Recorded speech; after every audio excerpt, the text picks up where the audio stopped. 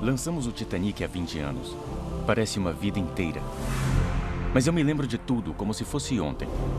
Do primeiro mergulho ao primeiro naufrágio, até o nosso último dia de produção. Estávamos criando uma história real, então eu precisava de cada detalhe o mais fiel possível. Nós devíamos a verdade a cada uma das almas perdidas daquela noite de 1912. Até hoje eu sinto uma responsabilidade aos vivos e aos mortos. Será que acertamos? Depois de décadas de exploração e pesquisas científicas, sabemos muito mais do que sabíamos na época do filme. Então juntamos uma equipe de especialistas, Park Stephenson, Ken Marshall e Don Lynch, para reabrir os arquivos do caso do Titanic e ver o que descobrimos durante os últimos 20 anos. Vamos investigar se mais botes salva-vidas poderiam ter salvado mais vidas. Acho que eu cortaria mais rápido se minha vida dependesse disso. Ouvir a surpreendente história de como o navio foi encontrado. Você se assustou? Fiquei assustado. E descobrir como o filme afetou as vidas de famílias de alguns dos passageiros do famoso Titanic. Molly Brown parece divertida. Eu adoraria ter conhecido ela. Ela era maior do que a vida. Vamos voltar no tempo para ver como o nosso set se igualou ao que achamos no lugar do naufrágio. E faremos testes que podem responder perguntas sobre o acidente que me perturbam há 2 décadas. Vamos ver onde acertamos e onde foi que erramos. Titanic, 20 anos depois, com James Cameron. Certo, e ação! Set do Titanic, 1996. Quando fizemos o Titanic, tentamos fazer um filme que fosse como uma máquina do tempo para retratar aquela noite. Tentamos ser o mais verdadeiros quanto humanamente possível. Você podia sair da cabine da Rose, andar pelo corredor, pela grande escadaria, pela recepção e até a sala de jantar. Era igual a toda a foto que eu já tinha visto. Era perfeito. A sensação era de que o Titanic não era mais uma história num livro ou foto. Você estava lá. O James não só fez esse filme, ele abraçou o tema. E o sucesso do filme tornou possível implementar novas tecnologias para explorar o naufrágio de formas que nunca foram feitas antes. Quem diria que essas coisas ainda estariam lá? É um sonho realizado para mim. Para mim, abriu a porta para tantos mistérios e perguntas sem respostas. E aí isso evoluiu em um real interesse no trabalho forense daquela arqueologia marinha no lugar do naufrágio. E o interesse na história do Titanic e no impacto que ele teve na sociedade. O navio é a última testemunha viva do desastre.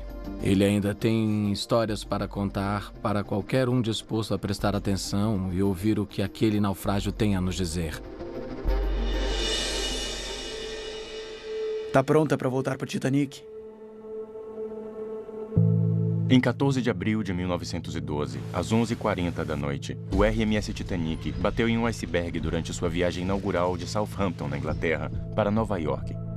2 horas e 40 minutos depois, ele afundou no fundo do Oceano Atlântico. De mais de 2.200 passageiros e tripulação a bordo naquela noite, apenas um pouco mais de 700 sobreviveram. O naufrágio continuou perdido no mar até 1985, quando o oceanógrafo Robert Ballard o descobriu durante uma missão secreta para a Marinha dos Estados Unidos. A expedição dele mudou a forma como exploramos, e também a minha vida. Bob e eu recentemente nos encontramos na livraria presidencial Ronald Reagan para ver a exibição dele sobre o Titanic. Essa é a história que eu nunca poderia contar. Bob Ballard é um dos melhores oceanógrafos do país. Mas é claro, ele é mais conhecido por descobrir o Titanic. E essa é uma história incrível, porque na verdade, era uma história para acobertar uma missão secreta que ele estava fazendo para a Marinha. Nos anos 60, a Marinha dos Estados Unidos perdeu 2 submarinos nucleares, o Thrasher e o Scorpion, sob circunstâncias misteriosas. Nos anos 80, o Dr. Robert Ballard foi chamado para explorar o local do naufrágio e descobrir se a União Soviética tinha chegado antes. Minha missão era procurar a ambos, o Thrasher e o Scorpion, e documentar 100% do naufrágio. Mas Ballard encontrou os submarinos desaparecidos e completou a sua missão tão rápido que ainda tinha 12 dias para procurar o Titanic. Na verdade, foi mapeando o naufrágio que eu descobri como achar o Titanic. Quando o Thrasher e o Scorpion implodiram, todos esses pedaços caíram no fundo do oceano. Então, enquanto caíam, se espalharam por mais de 1 quilômetro. Foi um cometa de detritos. Então, em vez de eu procurar pelo Titanic, eu procurei os seus detritos. Quando o Carpathia recebeu o pedido de ajuda, estava aqui. Foi até a posição reportada encontrou mais antes cedo do programado. É. Então eu disse, onde a navegação aérea celestial está? A 8 quilômetros? Aí eu pensei, vamos avançar mais 5. Verdade. Precisa Então estar no você foi norte. direto pro norte. Então eu corri por linhas leste-oeste, a interseção... Pelo... A interseção com o espaço de 1 quilômetro.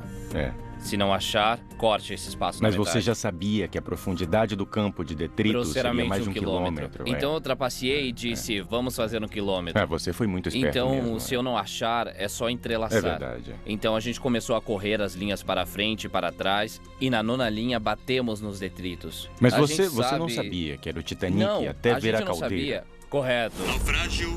Bingo! Isso!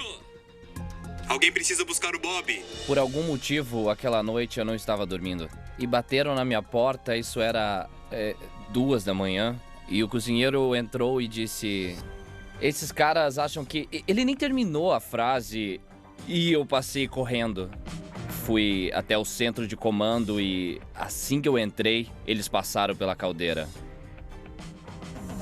É a caldeira! É a caldeira! Isso! Eu sabia que não era qualquer naufrágio, era o Titanic. Foi como se eu tivesse ganhado na loteria, sabe? Então, nossa reação foi de alegria, pulando mesmo, celebrando. E aí alguém disse, ela afundou em 20 minutos. E aquele comentário inocente foi devastador. Por que a gente estava fazendo isso, comemorando? E sentimos vergonha por estar dançando no túmulo de alguém. Então eu disse, para o navio, eu vou sair. Então nós saímos e fizemos um funeral privado. E então foi isso. Todo mundo que mergulha no Titanic pela primeira vez conta sua própria história. E provavelmente, a pergunta que as pessoas mais fazem pra mim é como foi ver esse naufrágio pela primeira E vez. me perguntam como E eu foi. sempre quis contar a história que eles queriam ouvir. Que era, lá estava ela, essa ruína linda e imponente saindo da escuridão. Não. E não foi isso tá que certo. aconteceu. É Não, como eu um lembro penhasco. quando... Isso foi quando a gente chegou, a gente parou aqui.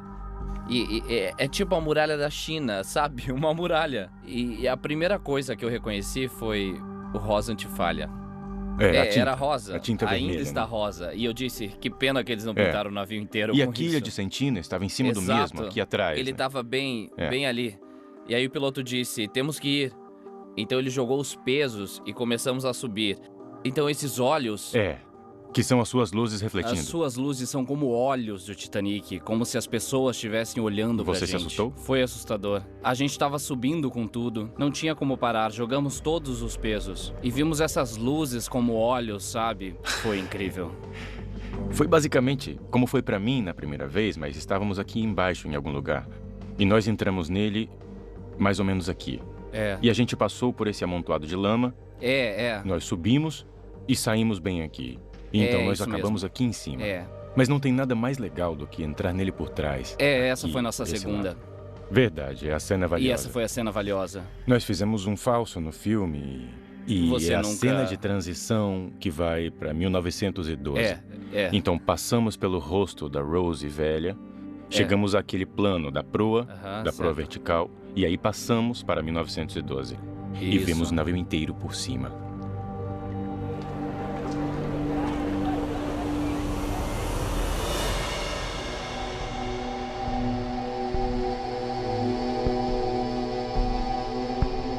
Você não vai achar corpos no Titanic, você não vai achar esqueletos, porque os ossos se dissolvem muito rápido nessa profundidade.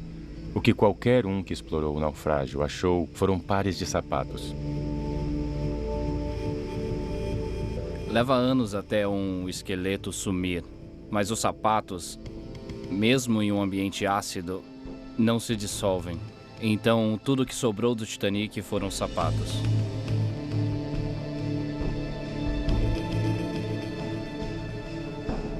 Tem uma cena onde estávamos filmando e nós passamos por um par de sapatos femininos ao lado de um par de sapatos de criança, eram de pessoas. Eram pessoas. Esses sapatos chegaram Pessoas até o fundo dormiram ali. com pessoas. Eles estavam na cabine deles porque a cabine era tudo ao redor deles e estava tudo destruído.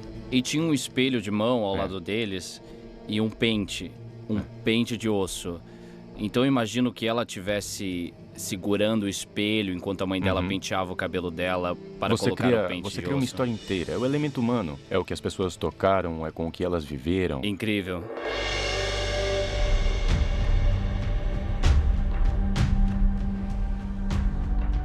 É bem assustador ver todos os nomes de uma vez.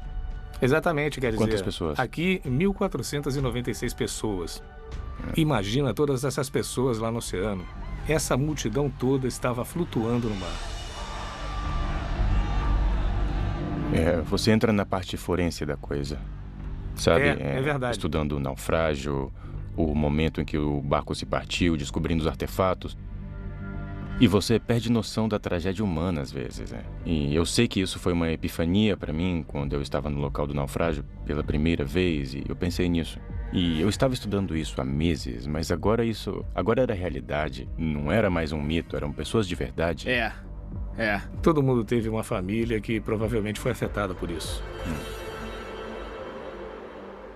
Oi, o Paul é o bisneto. O bisneto de Isidore e de Strauss. Eu conheço a história deles. Eu queria me encontrar com as famílias das vítimas dos sobreviventes do Titanic, para ouvir as histórias deles e entender como se sentiram sobre como eu retratei seus ancestrais. Eu comecei com o Paul Kuzman. O bisavô dele, Isidore Strauss, se transformou em um milionário e era ex-deputado. Ele e sua esposa, Ida, escolheram morrer juntos no Titanic.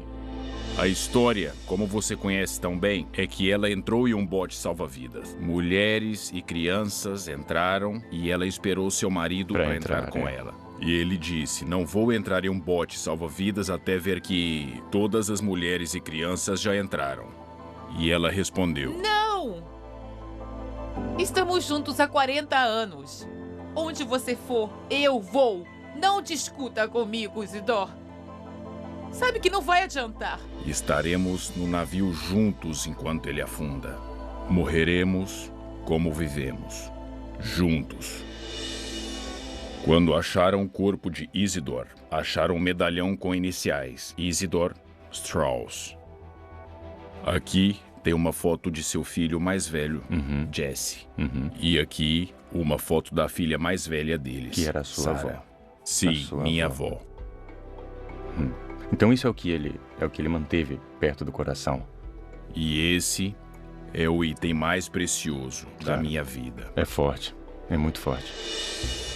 Quando chegou no fim do filme, eu não queria me mexer. Eu nem queria sair do cinema. Obrigado. Eu fiquei extasiado. Foi muito verdadeiro o trabalho que você fez como diretor para garantir a autenticidade do filme. Ficou muito não foi bom. Só eu. Não foi só eu, porque quando mergulhamos no naufrágio, todo mundo que veio a bordo, o designer de produção, designer de figurino, todo mundo sentiu que a gente precisava chegar naquele nível. Há 20 anos, nós tentamos trazer o Titanic de volta à vida sem erros. Fizemos o melhor que pudemos com as informações que tínhamos, mas desde então, eu mergulhei no local do acidente 33 vezes e descobri muitas coisas novas sobre o navio. E resolvi mistérios que assolavam os exploradores há décadas.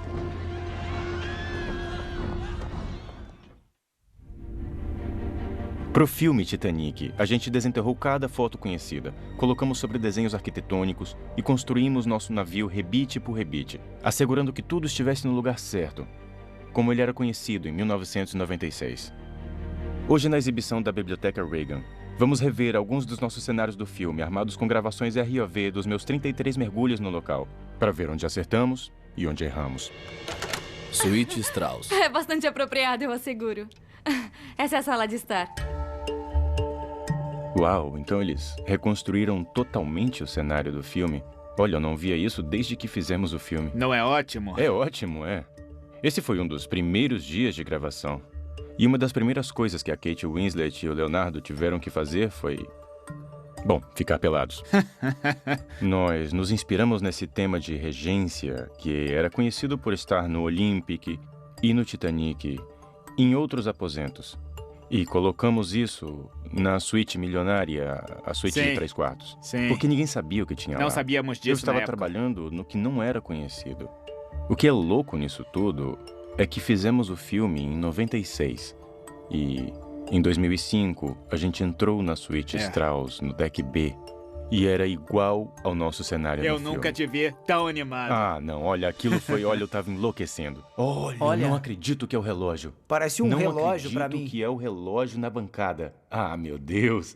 Olha só isso. o trabalho Isso na é madeira. incrível. Ele estava bem ali. Foi muito surreal. Era como se fosse uma bolha de É. preservação perfeita. Ah, é inacreditável. Se você escrevesse um roteiro com isso, é quase como forçar a barra. É, claro, o relógio vai continuar em cima do continuou? móvel. Claro que ele estava preso pelos mares agitados da corrente norte-atlântica, mas significa que nada, que nenhum móvel flutuando pelo quarto... O tirou durante, ou quebrou o vidro. Exatamente. E esse relógio contém uma pista forense importante. Esse relógio contém a hora em que a cabine afundou. Verdade. E a gente sabe os horários dos cronômetros no passadiço. Então, se conseguimos pegar a hora daquele relógio e bater com a hora do cronômetro do passadiço, temos a margem de tempo do Titanic afundando.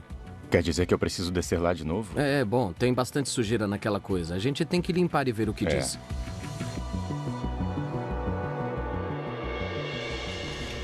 CQD. Senhor? Sala de radiotelégrafo.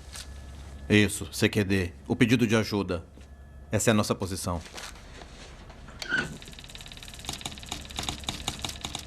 Quando gravamos o filme em 96, isso era baseado na melhor informação que tínhamos. Certo. E tinha uma foto original de dupla exposição. Do Titanic. É, e mostrava mais ou menos essa área, como eu me lembro. Verdade, é. Isso não e aparecia. isso não tá na foto. Isso não aparecia. Eu deduzi que estava lá. Porque fotos do Olympic mostraram. Então, na verdade, essa foi uma reprodução muito boa do Olympic. E acabou sendo completamente errada para o Titanic quando entramos lá com o ROV. Então acertamos essa parte e erramos feio nessa. Porque tudo isso é em outro cômodo, a sala do silêncio, né? Mas esses caras eram heróis. Eu não tive tempo de colocar no filme, mas os radiotelegrafistas eram os hackers do tempo deles. As ações tomadas pelos radiotelegrafistas Bride e Phillips salvaram centenas de vidas. Eles perderam a energia um dia antes do desastre. O manual de manutenção Marconi diz que nessa situação, você deixa pra lá e espera um engenheiro Marconi na costa consertar. E você vai operar essa bobina de emergência bem aqui. Isso. Que funciona por bateria, que não tem alcance nenhum. Cerca de 100 quilômetros de alcance teórico.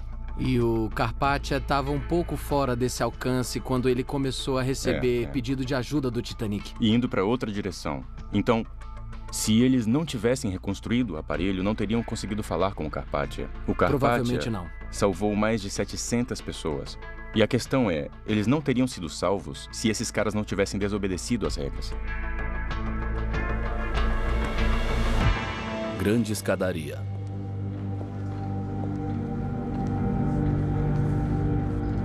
Você quer ir a uma festa de verdade? Essa é a grande escadaria que construímos pelas plantas. Do mesmo jeito que eles de fato construíram a escadaria. E ela tem uma base de aço. Então, quando afundamos o navio, ela levantou. A madeira boia. Ela se soltou dessa base e ficou flutuando. Na verdade, prendeu 2 dublês. Felizmente não se machucaram, mas foi um momento bem assustador. Quando o naufrágio foi encontrado, não tinha nenhuma escadaria. E pensaram que alguns mariscos comedores de madeira teriam comido tudo. Mas aí não conseguimos descobrir, porque todas as colunas, os painéis de parede e o deck inteiro ainda estavam lá.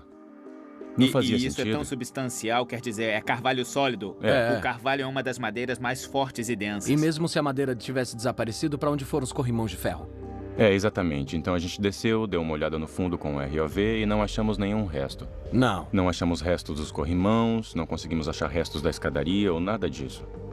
Então pensamos, eles flutuaram. Isso foi interessante, foi meio que a arte imitando a vida. É, porque exatamente. Se não tivéssemos feito o filme, não saberíamos como responder essa pergunta, eu acho.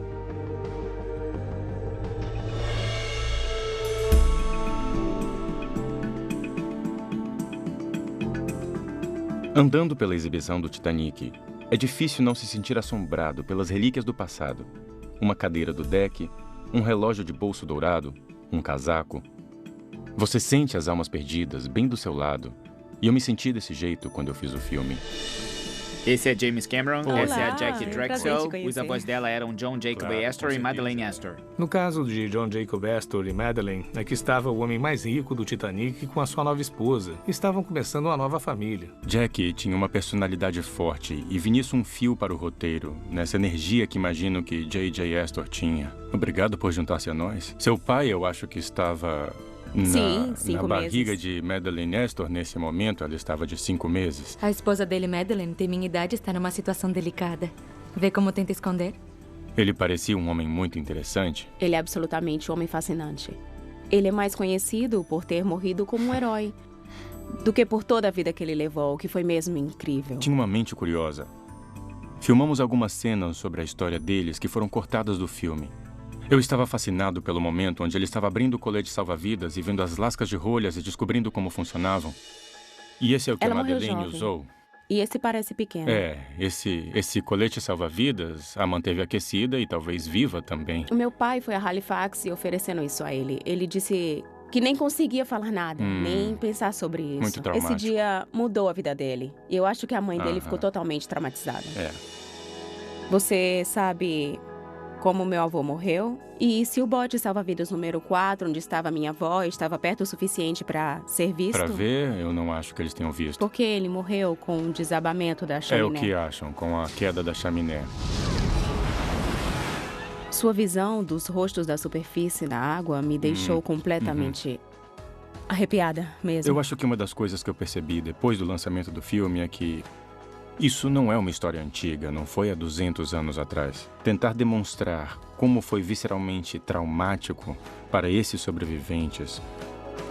Voltar àquele campo de cadáveres, tentando achar alguém ainda vivo. Sabe, eu acho que eu não tive a sensibilidade necessária para mostrar como essas pessoas deveriam estar traumatizadas. É que eu nunca pensei nisso antes. Mas aí eu vi e me afetou na hora. O filme Titanic representou o que achamos que realmente aconteceu nas últimas horas do navio. Mostramos ele afundando proa primeiro, alçando a popa bem alto, até que seu enorme peso partiu a embarcação em 2. Nos últimos 20 anos, eu tenho tentado descobrir se eu estava certo. Mergulhei nos destroços dezenas de vezes e levei engenheiros navais para analisarem todas as variáveis. Agora, eu quero levar para o próximo nível, tentando um experimento de verdade do naufrágio, incorporando todas as informações que conseguimos. Vai afundar como no filme? Não sei. Nossa missão é replicar a física em ação o melhor possível e ver o que acontece. Existem milhões de teorias circulando, sempre houveram. Queremos mostrar uma teoria crível. O propósito desta investigação é entender: isso se sustenta ou não se sustenta? Eu digo que a proa afundou e o navio quebrou há 20 anos, mas eu nunca tive uma prova. Estava fora dos limites da ciência na época. E eu pensei, vamos construir um modelo e destruí-lo. Eu não tenho como dizer que isso foi o que de fato aconteceu, mas eu gostaria de garantir que isso é uma possibilidade, porque daí eu não preciso refazer o maldito filme. Vamos armar efeitos pirotécnicos e afundá-lo num tanque. Eu pensei na hora em Jane Warren. Eu o conheço há décadas e já fizemos alguns projetos juntos. Olha, vamos pensar no melhor jeito de manter isso levantado quando quebrar. O que ele queria era que fizéssemos um estudo forense sobre o que realmente aconteceu quando o Titanic afundou. A água é água. Ela não muda seu funcionamento. Vamos ver o que acontece com a proa, o que acontece com a popa. Daí recriar o que pode ter acontecido. Eu queria fazer um modelo de teste há muito tempo. Eu sabia que tentar incorporar tudo o que eu aprendi sobre o naufrágio num só modelo não seria fácil. Não pensei que tivesse sido assim, mas eu já iria descobrir o quão difícil seria. Você não está prestando atenção. Iceberg à vista! Por mais de 20 anos, eu me perguntei por que o Titanic afundou como afundou. No filme, ele se parte e a popa cai para trás com uma grande onda. Daí a proa puxa para baixo, então a popa fica de pé, enquanto a proa se parte e afunda direto, enquanto a popa fica lá, afundando lentamente. É uma cena dramática e é o mais fiel à realidade que pude fazer na época, mas nunca parei para tentar descobrir o que realmente aconteceu. Através dos anos, nossa pequena equipe de análise usou de uma enorme gama de fontes para tentar montar as peças do quebra-cabeça que é o naufrágio do Titanic. Pelos destroços sabemos exatamente onde o aço se partiu, bem no rebite. A exploração de Jim pela seção da proa aperfeiçoou nosso entendimento do que estava acontecendo durante o alagamento e a descida até o fundo do oceano. Temos um mastro tombado para trás. Todas as janelas da frente do deck B quebrada, quebrada, quebrada. Para mim é um forte indício de um forte fluxo longitudinal de água no barco. Vemos um padrão consistente dos efeitos de um grande fluxo de água, como um furacão, da parte da frente do navio para a parte de trás. Isso só pode ser explicado pelo navio afundar verticalmente, diretamente para baixo. Uma parte enorme da quilha, de 21 metros, 2 grandes peças do fundo duplo foram achados bem longe, no campo de destroços. Foram arrancados do navio. Pelo que? Bem, foram arrancados pela proa se separando. Pouco a pouco, juntando todas as pequenas informações, fomos capazes de praticamente recriar, por engenharia reversa, momentos cruciais do naufrágio.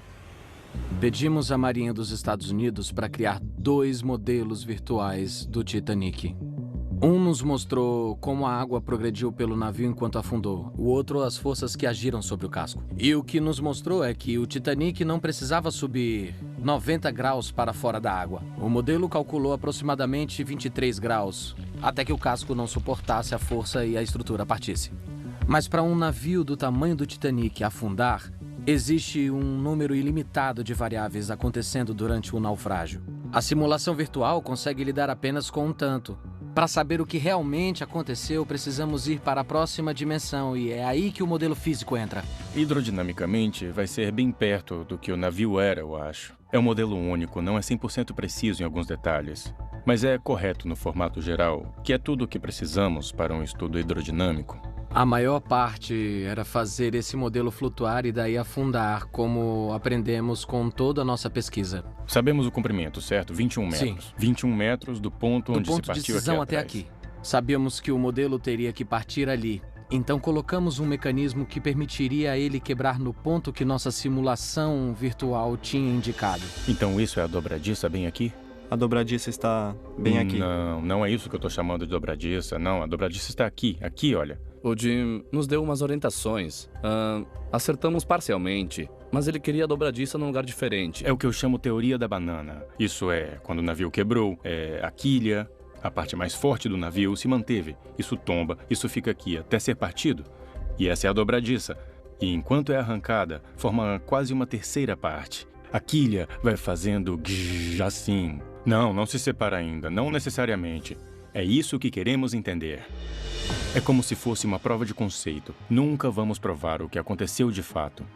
Só podemos provar o que pode ter acontecido. As forças hidrodinâmicas aqui foram suficientes para arrancar o mastro anterior e arrebentar o camarim do leme. O mastro, ele veio Jim para cá. entrou, olhou e o que ele não viu foi a inundação de água considerada como causadora de muitos danos que vimos no naufrágio.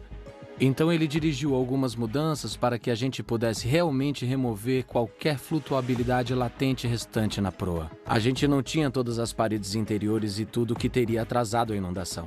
Então, usamos uma combinação de esponjas e espuma.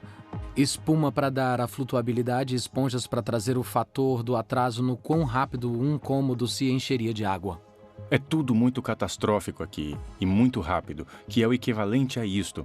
Jorrando água para dentro rapidamente. Cada corrida sucessiva era basicamente uma afinação do modelo para onde veríamos a performance do jeito que sabíamos que tinha que ser. Já afundamos essa droga de navio? Acredite ou não, estamos fazendo a casca da banana.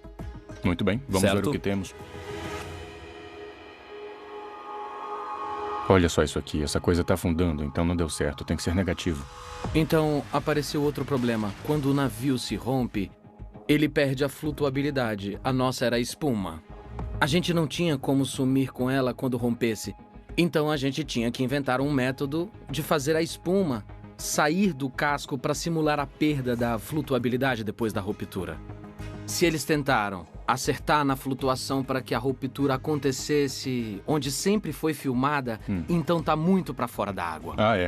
A gente errou isso com certeza. Nesse ponto, virou um esforço de equipe. Eu perfuraria esta área, certo? Isso deveria estar preenchido com esponjas, por aqui. Ele mergulhou como se tivéssemos nos tempos de Roger Corman, como se ele tivesse 20 anos de novo. Acho que vamos ter que cortar isso, né?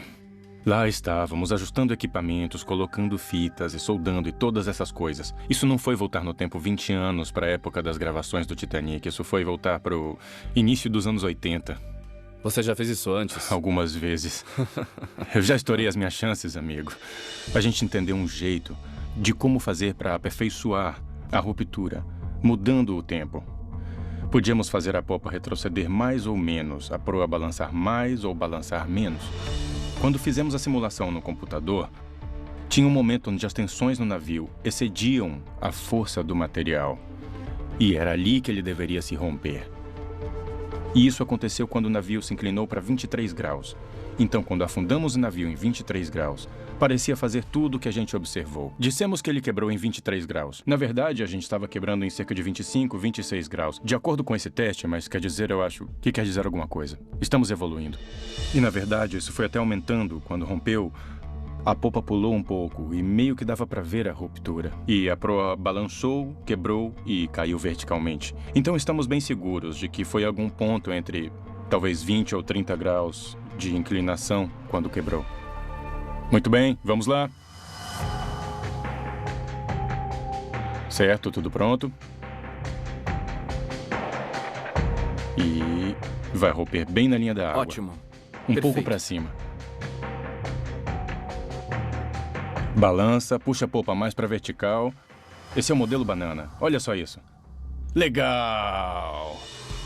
A gente viu alguns cenários acontecendo quase exatamente como filmamos. A popa caindo verticalmente, dando alguns momentos pro Jack e pra Rose bem na plataforma da popa. Enquanto a popa subia e ficava na vertical, sempre virava quase 90 graus. E isso é exatamente o que as pessoas viram. As pessoas descrevem como ficando como uma torre ou um dedo apontando para o céu. E isso é exatamente o que vimos. Popa vertical! Não é que a gente tenha feito centenas de tentativas com um modelo altamente preciso, mas eu acho que isso mostra que é possível que tenha sido assim.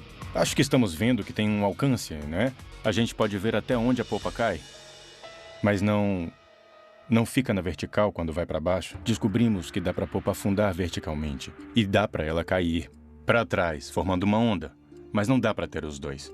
Então o filme errou de um jeito ou de outro, sabe? Eu tendo a pensar que foi errado fazer a popa cair para trás, por causa do que nós vemos na proa do naufrágio. Tem cerca de 5 ou 6 instâncias de efeitos hidrodinâmicos, e tem só um jeito que pode acontecer. Balançou e caiu como uma bomba, caindo diretamente para baixo. Então, eu acho que podemos considerar a possibilidade da popa ter afundado verticalmente. Acho que podemos excluir a possibilidade dela ter caído para trás e depois na vertical. Acertamos a metade no filme. Com cada coisa que tentamos e cada passo que damos, acho que estamos cada vez mais perto realmente do que aconteceu aquela noite. Tá legal, vamos de novo. Isso foi perfeito. Vamos fazer de novo. Eu fico sempre fascinado com a engenharia, as ferramentas, a ciência, e eu fico muito empolgado com as ideias, sabe? Você sempre tem que se dar uma sacudida e tentar se lembrar que o que aconteceu foi uma tragédia real, que aconteceu com pessoas reais, e isso ainda ressoa pelo tempo dessa forma tão poderosa. Mas você se esquece disso de vez em quando, e eu tento nunca me esquecer por muito tempo. Nosso modelo de naufrágio só levou alguns segundos. Na vida real, os passageiros e a tripulação tiveram cerca de 1h30 para escapar. Mais de 2/3 deles não conseguiram. O que traz à tona outra controvérsia. Mais pessoas poderiam ter sido salvas? Sr. Andrews, me desculpa. Fiz as contas de cabeça e multiplicando o número de botes pela capacidade deles, me desculpa, mas parece que não tem o suficiente para todos a bordo. Tem para metade. O Titanic tinha 20 botes salva-vidas, mas só lançaram 18 em 1h30. Sempre ouvimos dizer que se o navio tivesse mais botes, mais vidas teriam sido salvas. Mas isso faria diferença? Será que a tripulação conseguiria lançar mais botes com o tempo que tinham? Eu me perguntei isso por muito tempo e nunca tínhamos testado, até agora. O que fizemos foi pegar uma réplica do bote que sobrou do filme, juntar com os turcos e montar uma plataforma alta o suficiente para representar a altura do convés de passeio, com o convés no alto. Pedimos para uma equipe montar e descer todos os botes para vermos quanto tempo demoraria para fazer isso. Descobrimos que levaria cerca de 2 minutos para abrir os botes. Coloque a cobertura de volta! Coloque agora! Contamos 2 minutos no relógio. Certo, as cordas estão a postos. Vocês já sabem o que fazer. Tirem Certo. os botes e ponham no convés. Vocês vão fazer isso ali e ali. Então precisamos ficar de fora. Podemos pôr bem ali. Coloque onde você teria posto se estivesse no navio. Certo. E se estivermos no caminho, nos tire dele, porque somos passageiros curiosos. Ok. E vocês têm que gritar com a gente para abrir caminho, de forma educada, é claro, porque somos passageiros ricos e estamos na primeira classe do Titanic. Então, quando dissermos, preparem os botes e avisem quando terminarem, ok? Alinhem no convés. O tempo está passando.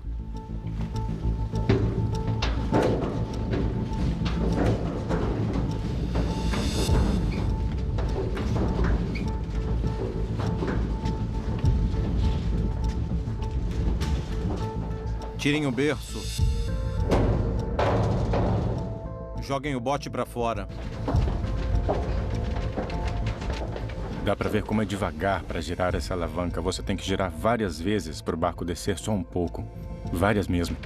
Isso. Continue girando. Outra coisa que temos que pensar é a forma como o oficial comandava os dois lados. E no início, com o vapor solto, eles não conseguiriam ouvir nada. Alguém teria que ficar gritando ou teria que ficar olhando os outros trabalhando e ficar imitando, porque não teriam como ouvir nada.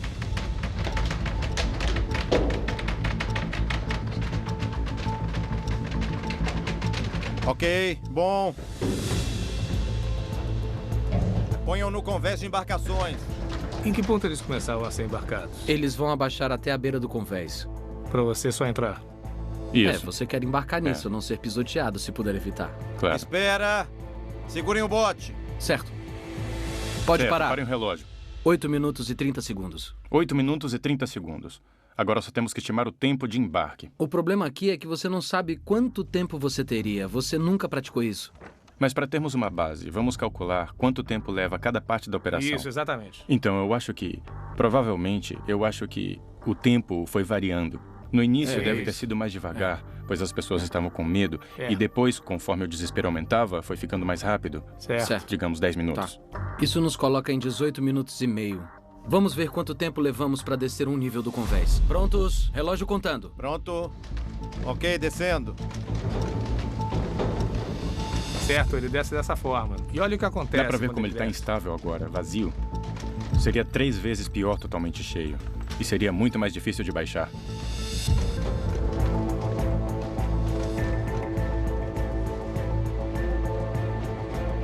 Ok, puxe. Ok. Parando o relógio. Quanto tempo? Pouco menos de 2 minutos. Menos de 2 minutos. São 2 minutos para descer 3 metros. São mais 15 metros até a água. Então vamos adicionar mais 10 minutos. Um total de 30 minutos e 30 segundos. E isso trabalhando simultaneamente. Eles estavam embarcando passageiros enquanto montavam o próximo bote. Certo. E aí que os tempos mudam um pouco. Quando começamos a multiplicar, deveria ter demorado mais de 2 horas. Da hora em que foi dada a ordem de lançar os botes, eles tinham 1h30. De qualquer maneira, sabe, eles tiveram tempo suficiente para lançar os botes. Não era tempo suficiente. Mas a verdade não deu. é que os últimos 2 botes, os últimos salva-vidas, foram arrancados do navio. Eles não tiveram tempo. É bem incrível que eles tenham conseguido lançar tantos botes quanto conseguiram. E o que tornou tudo mais desafiador foi que nos estágios finais do naufrágio do Titanic, os botes estavam sendo lançados um por cima do outro. Para evitar serem esmagados, os homens estavam cortando as cordas que ligavam os turcos com canivetes. Eu queria ter visto quão difícil deve ter sido. Pronto. Vamos levantar um no fim do navio. Vamos lá. Levantar o bote 2 centímetros e ainda querem cortar uma das cordas. Ok. Eu estava pensando em 30 centímetros. Uma tomada de ação. Vamos levantar 30 centímetros, pessoal. Quem fará as honras? Eu farei. Eu Sim, farei. com certeza. Eu faço. O que acontecer, Jim, teremos filmado. Exatamente. Vamos, relógio correndo. Certo. Nossa, essa faca é de verdade? E tinha que ser uma faca bem afiada. É afiada? Mas sabemos que usaram esse tipo de faca. Tá bem, vou confiar no seu conhecimento. Eu acho que eu cortaria mais rápido se minha vida dependesse disso. Estamos quase conseguindo. Nossa, consegue imaginar 50 pessoas gritando? Sim. Água subindo? Tem um bote caindo na sua cabeça, não se Isso esqueça. também é. Isso vai ficar bem dramático. Já posso ouvir. Isso é promissor.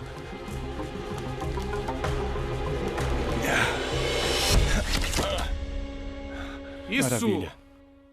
Estamos livres. É. Quanto tempo demorou? 1 minuto e 40. Eu diria que se minha vida dependesse disso, acho que eu conseguiria em 30 segundos menos. E você pode dar um passeio. Eu acho que se tivessem mais botes, só teriam atrapalhado. E poderia custar centenas de vidas.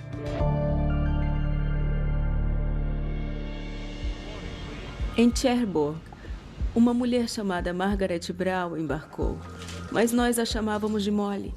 E a história a chamaria de a inafundável Molly Brown. Eu não ia ficar esperando o dia todo, querido. Sim. Aqui. Você acha que consegue? Sim, senhora. Margaret Brown era uma das sobreviventes mais famosas do Titanic. Seu carinho e sua força após o desastre se tornaram parte da lenda.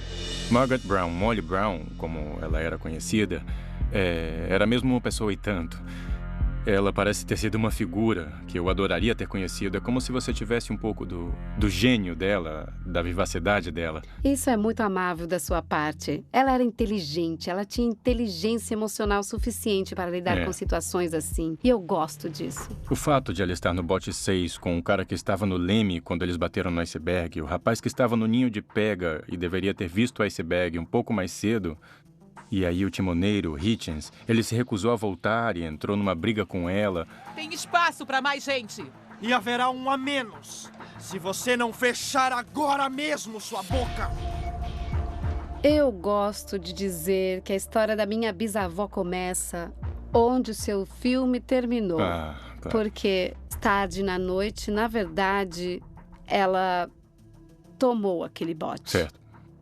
Usando a mesma ameaça que o Hitchens usou para ela, que se você interferir com o que acho que temos que fazer agora, eu vou te jogar para fora do barco. Você não entende. Se a gente voltar, eles vão puxar o barco. Eles vão nos puxar, eu estou te dizendo. Olha, para com isso. Você está me assustando. E eles me disseram que ele disse durante toda a vida. A senhora Brown podia ter subido em qualquer barco aquela noite. Porque ela entrou teve no que subir no meu? Bom, ela estava mesmo confrontando ele. Ele estava no leme quando o navio acertou o iceberg.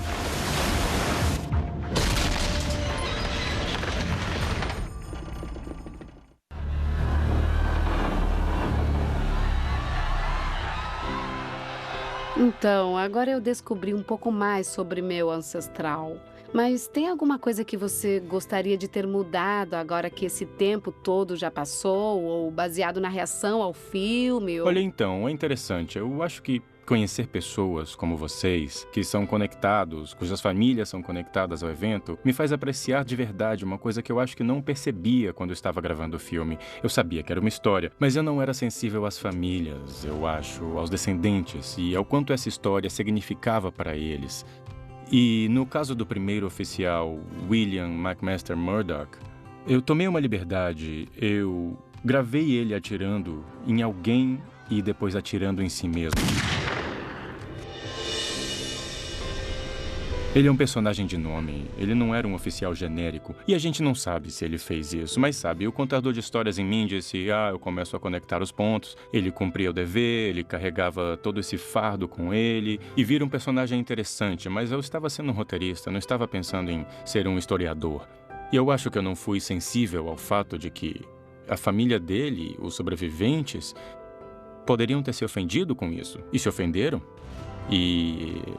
sabe, eu acho que eu deveria ter feito ele um personagem mais genérico e poderia ser com qualquer outra pessoa que estava naquele lugar e naquela hora. O que foi isso, Sr. Murdoch? Um iceberg, senhor. Quando a gente saía em uma expedição, a gente esperava até 11h40 da noite, que foi o momento que o navio acertou o iceberg, bem naquele exato lugar.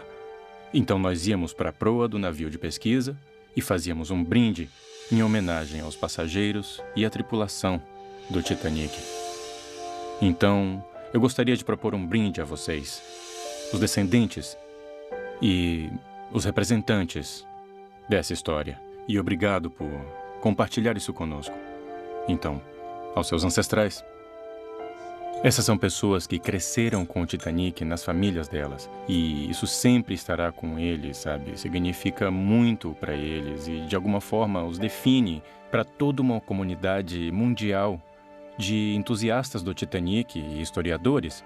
E essas pessoas estão passando adiante o conhecimento da família deles. Por valer a pena. O Titanic de Jim Cameron superou as expectativas de todo mundo. A gente sabia que ia ser épico enquanto trabalhávamos nele. Foi um ótimo cenário para uma história de amor, esse fantástico naufrágio de um navio que fascina pessoas há décadas, apresentado de uma forma tão vívida e realista. Voltar lá é arriscar ser puxado por aquela água gelada com eles. Então é uma escolha entre as suas vidas e as deles. James Cameron trouxe o Titanic de volta à vida como eu tentei fazer a minha vida inteira com minhas pinturas. E não dá pra colocar valor o bastante nisso. Eu o conheci no fundo do mar, no seu túmulo. Esse era o Titanic que eu conheci. Então o Jim me mostrou um navio novo e esplendoroso. Me mostrou um novo Titanic. Me mostrou um navio incrível. E eu me apaixonei. Aquele filme usou o Titanic como um palco para contar uma história de amor adolescente. Não foi feito para ser uma narrativa histórica, mas criou uma paixão no Jim para seguir aquele filme com expedições reais para o local real do naufrágio. E por causa desse contínuo interesse que vai além da história do filme, nós fizemos descobertas e aprendemos coisas que realmente mudaram a história e nosso entendimento do Titanic. Eu realmente fiquei fascinado pelo Titanic, sua história, a arqueologia, e eu simplesmente queria saber mais. O que aconteceu aquela noite, em termos dos momentos finais do navio e a ruptura, o jeito como ele afundou. Nunca saberemos exatamente o que houve, mas nós podemos dizer o que pode ter acontecido. O Titanic não foi só uma história, foi uma coisa real. Isso realmente aconteceu com pessoas reais. Precisamos honrar aqueles que morreram e suas famílias. Eu acho que é importante para um produtor de filmes entender essa responsabilidade e fazer a coisa certa.